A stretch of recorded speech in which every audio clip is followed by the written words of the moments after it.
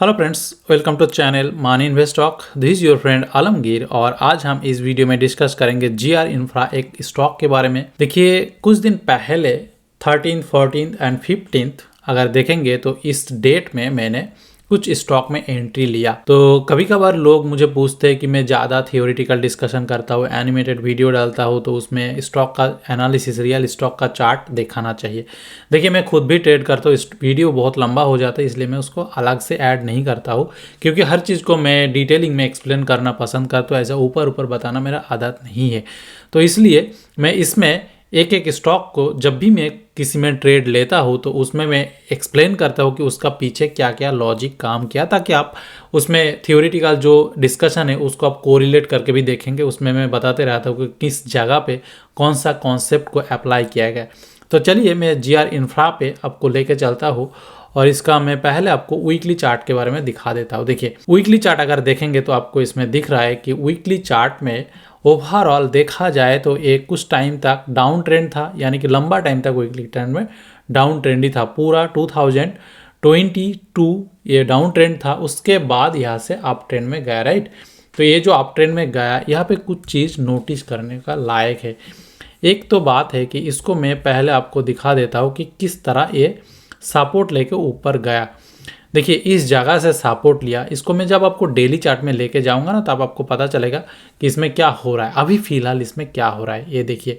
Weekly chart में अगर देखेंगे तो फिलहाल इसमें जहाँ से सपोर्ट लेके एक रैली आया था, अगेन पुल बैक आया, इसमें वीकली चार्ट में आपको अप ट्रेंड दिख रहा है, राइट। और यहाँ पे ये कंसोलिडेट हो रहा है। अभी देखिए, मैंने इसमें ट्रेड लिया क्योंकि ये इसको अलग अलग तरीके से एक्सप्लेन किया जा सकता है। मैं आपको इसमें डेली चार्ट में दिखाऊंगा, लेकिन यहाँ पे जो वॉल्यूम आया, इस वॉल्यूम को आप थोड़ी ध्यान से देखिए। वॉल्यूम का जो नंबर है ये काफ़ी गुना वॉल्यूम है, और इसमें जो कैंडल बना उसको पहले आप देख लीजिए। वॉल्यूम का कलर तो रेड है, तो रेड देख के आपको लग सकता है कि ये वॉल्यूम शायद बेयरिश है। दोस्त, ऐसा नहीं है, उस तरह वॉल्यूम को देखा नहीं जाता है। वॉल्यूम रीडिंग एक अलग ही स्किल होता है, उसके लिए आपको सीखना पड़ेगा। वॉल्यूम का वीडियो जो मैंने डाला उसको देख लीजिएगा, नीचे लिंक में दिया रहेगा। तो ये जो नीचे जो शैडो है इसको क्या कहते हैं? नीचे शैडो आपको बोलते हैं भलाई, इसका जो कलर रेड है लेकिन ये बुलिश वॉल्यूम है। ये कैंडल को अगर देखेंगे तो कैंडल क्या है, वो कैंडल का ऊपर कुछ शैडो है, नीचे काफ़ी लंबा शैडो है। नीचे का लंबा शैडो देख के आप इसको हैमर कैंडल का जो कॉन्सेप्ट है उसको आप लगा सकते हो, जिसके बारे में मैंने ऑलरेडी बोल चुका। ऊपर शैडो है तो इसके लिए आप इसको स्पिनिंग टॉप बोल सकते हो। ग्रामाटा के लिए तो ये स्पिनिंग टॉप है, लेकिन इसका जो कॉन्सेप्ट है, जो हैमर कैंडल में जो बुलिश सेंटिमेंट काम करते हैं, उसी तरह इसको देखा जाएगा। ओके, तो अभी मैं क्या करूँगा, आपको डेली चार्ट में लेके जाता हूँ और उसको फुल स्क्रीन करके इसको डिटेलिंग में मैं एक्सप्लेन करता हूँ ताकि आपको समझ में आए। अब देखिए, सेम चार्ट यहाँ पे आपको दिख रहा है। अब सेम चार्ट में अगर मैं आपको डेली चार्ट में लेके जाऊँ तो थोड़ी वॉल्यूम का कार्रवाई देखिए। एक तो बात है कि इस जगह पे नोटिस कीजिए, यहाँ पे काफ़ी अच्छा वॉल्यूम आया। ओके, नॉर्मल वॉल्यूम से काफ़ी हाई वॉल्यूम आया, और ये वॉल्यूम को अगर आप देखेंगे तो इसी वॉल्यूम के जगह से इसने सपोर्ट लेना चालू किया। सपोर्ट लेने के बाद एक रैली आया। ये रैली के बाद देखिए, इसीलिए मैं कभी कभार बोलता हूँ कि volume is the supply and volume is the demand. तो ये रैली आया, रैली आने के बाद देखिए क्या हुआ। रैली तो अनलिमिटेड टाइम तक हमेशा नहीं चलता है, कहीं ना कहीं रुकेगा। उसके बाद ये डाउन ट्रेंड में आया। अब डाउन ट्रेंड में according to Dow theory, as simple as that, lower low lower high बनाते गए, और बनाते बनाते अगेन कहाँ पे उसने सपोर्ट लिया वो भी फिर ध्यान से देखिए। एग्जैक्टली जहाँ पे लार्ज वॉल्यूम आया, ये काफ़ी अच्छा नोटिसेबल पॉइंट है। यह से लार्ज वॉल्यूम आया और यही वॉल्यूम मार्केट को सपोर्ट दे दिया, क्योंकि यहाँ पे कोई बड़ा बायर आके बाय किया। उनके वजह से मार्केट जंप कर करके 2-4 दिन में देखिए हाई क्रिएट किया। उसके बाद एक एम पैटर्न क्रिएट किया, थोड़ी नीचे आया। लेकिन हमेशा ध्यान रखिएगा, जब भी इस तरह बड़ा वॉल्यूम में बाइंग आएगा और फिर रिट्रेसमेंट आएगा मार्केट में, वो कहीं ना कहीं सपोर्ट लेगा। आपको ध्यान से प्राइस को रीड करते रहना है। देखिए, गिर रहा है गिर रहा है, जब तक वो गिर रहा है उसको कुछ मत कीजिए। उसके बाद देखिए यहाँ पे रुक गया प्राइस।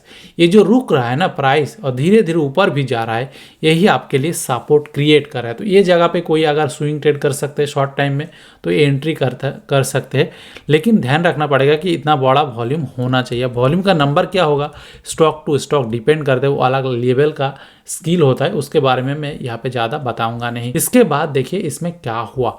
इसके बाद अगर देखेंगे तो वही सेम वॉल्यूम के बाद मार्केट ने जो सपोर्ट लिया और उसी सपोर्ट से मार्केट और नीचे नहीं आया, उल्टा क्या हुआ, हायर हाई बनाया, हायर लो बनाया और हायर हाई हायर लो के साथ मार्केट प्रोसीड कर रहा है। अब किस जगह पे है मार्केट, देखिए जब ये प्रोसीड कर रहा है तो इसमें अगर देखेंगे तो एक चीज़ दिख जाएगा आपको कि यहाँ पे मार्केट प्रीवियस जो रेजिस्टेंस लेवल है उस लेवल पे इसने प्रोसीड कर गया।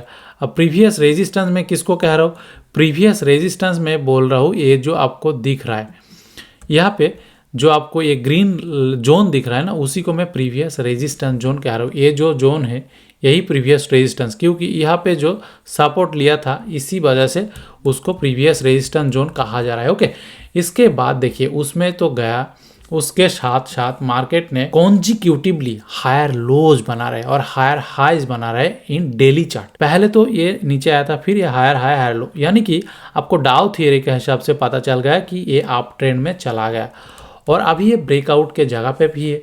और सबसे बड़ा इंपॉर्टेंट पॉइंट है ये जो वॉल्यूम आया, यही वॉल्यूम आपको मैं दिखा रहा था कि रेट वॉल्यूम है, लेकिन वहाँ पे देखिए जिस कैंडल में वॉल्यूम आया उसके बाद नीचे भी आया, लेकिन नीचे गिरा नहीं पाया, उल्टा ऊपर चला गया, हायर हाई क्रिएट कर दिया।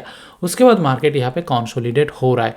तो यही जो बेसिस पे, इस पे अगर देखा जाए कितना टाइप का कॉन्सेप्ट काम में आया, एक आया कि मार्केट में एक अच्छा स्विंग आया, उसके बाद रिट्रेसमेंट आया, रिट्रेसमेंट आने के बाद हाई वॉल्यूम के साथ सपोर्ट लिया। अब वो सपोर्ट काम कर रहा है क्या, वो देखा हमने, कंसोलिडेट किया, उसके बाद प्राइस हायर हाई बनाया। अब जब हायर हाई बनाया, इनफैक्ट यहाँ पे हायर लो भी बनाया, तो आपको डाउ थ्योरी जो बोलता है कि ट्रेंड एनालिसिस, वो काम में आया, वॉल्यूम काम में आया, मोमेंटम काम में आया। अब उसके बाद जब बना दिया और पूरा प्राइस एक्शन को देखेंगे एवं एंड अनदर वॉल्यूम यहाँ पे आया, ये भी एक अच्छी बात है कि सेकेंड टाइम वॉल्यूम कंफर्म किया। पूरा मोमेंटम को अगर देखेंगे यहाँ पे देखिए एक असेंडिंग ट्रायंगल पैटर्न भी आपको दिखेगा। इस तरह अगर जोड़ देंगे तो ये आपके लिए असेंडिंग ट्रायंगल पैटर्न। तो यहाँ पे मैंने जितना भी चीज़ें वॉल्यूम के बारे में, डाउ थ्योरी के बारे में, प्राइस एक्शन के बारे में, असेंडिंग पैटर्न के बारे में मैंने ऑलरेडी वीडियो बना चुका। उसको अब अगर देखेंगे और सेम कॉन्सेप्ट को यहाँ पे अगर लगाएंगे तो इस तरह पैटर्न फाइंड आउट करना आपके लिए भी आसान है। तो इसी बेसिस पे मैंने खुद इस कैंडल में एंट्री किया। मेरा जो एंट्री कैंडल है एग्जैक्टली ये कैंडल, क्यों, क्योंकि प्राइस यहाँ पे कंसोलिडेट हो रहा है, कंसोलिडेट होने के बाद गिर रहा था, गिरते गिरते ये बुलिश एनगल्फिंग पैटर्न बनाया।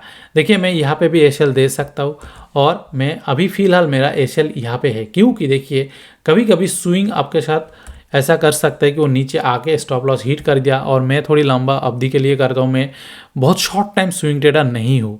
मेरा जो होल्डिंग पीरियड है वो कभी कभी 3-4 महीना 6 महीने तक भी जाता है, तो इसलिए मैं इसको लंबा होल्ड करता हूँ, तो मैं थोड़ी दूर रखता हूँ स्टॉप लॉस। ओके, लेकिन हमेशा मेरा जो पैटर्न रहता है वो 1:2 रिस्क टू रिवार्ड रेशियो में मैं शुरू करता हूँ ट्रेड, उसके बाद मैं ट्रेड को फ्री छोड़ देता हूँ। जब तक वो प्रॉफिट चलता है मैं उसको ट्रेल करता हूँ। तो ट्रेलिंग प्रॉफिट कभी कभी मुझे 6x, कभी कभी 5x, कभी कभी 10x कुछ भी देता है, लेकिन मैं उसमें ज़्यादा ध्यान नहीं देता हूँ। प्रॉफिट तो आ ही जाता है अगर आप राइट सेटअप पे ट्रेड करा। तो दोस्तों ये काफ़ी अच्छा प्रॉफिटेबल सेटअप है।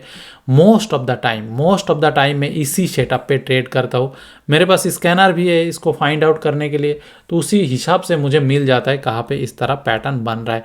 एनीवे मैं उम्मीद करूँगा कि ये जो एनालिसिस था प्रैक्टिकली चार्ट में दिखा के, ये कॉन्सेप्ट आपको काम में आएगा आगे जाके आपका स्टॉक सिलेक्शन में, ट्रेड एंट्री में।